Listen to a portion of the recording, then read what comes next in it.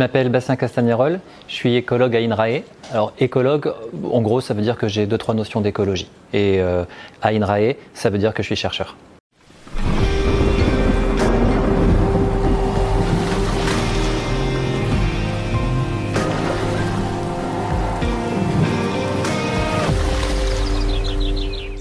Tree Bodyguards, c'est un projet de sciences participatives déjà, c'est-à-dire que c'est un projet que l'on fait avec des chercheurs et puis avec des gens qui ne sont pas des chercheurs, et en l'occurrence avec des élèves, à la louche de la maternelle jusqu'à l'école d'ingénieurs.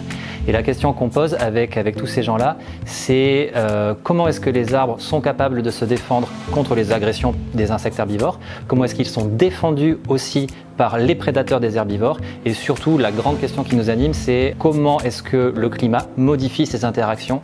Si on sait ça, on essaiera de prédire comment le changement climatique pourrait modifier la résistance des arbres aux agressions. Ils jouent un rôle fondamental dans le fonctionnement des écosystèmes, tout simplement. Ils hébergent une grande quantité de biodiversité, ils contribuent à réguler le climat en piégeant du gaz carbonique dans les troncs et dans les racines. Et puis de l'arbre, c'est du bois, et du bois, c'est du matériau de construction, c'est du chauffage. Donc on s'intéresse aux arbres parce qu'ils ont une place importante dans le fonctionnement des écosystèmes, et puis ils ont aussi une place importante dans notre vie de tous les jours.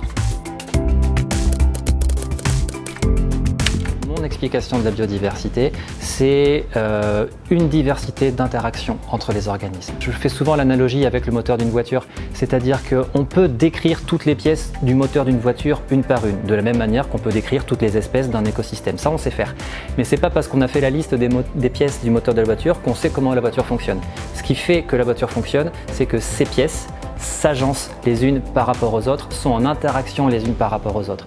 Et ça, c'est une dimension fondamentale de la biodiversité, c'est les interactions entre les espèces qui font que l'écosystème fonctionne, évolue et s'adapte.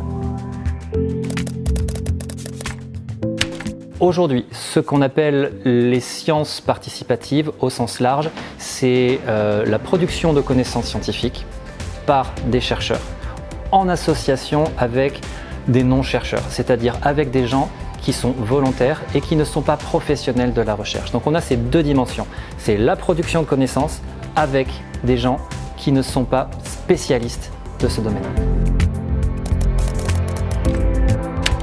Très souvent, les élèves ont cette capacité à poser des questions extrêmement naïves, parfois impertinentes, et ça c'est toujours des bons souvenirs dans le sens où ça me pousse dans mes retranchements et ça me fait me poser des questions sur mon métier, et ouais, ça je trouve que c'est plaisant parce que ça me fait avancer.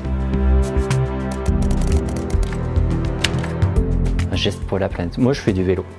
Voilà.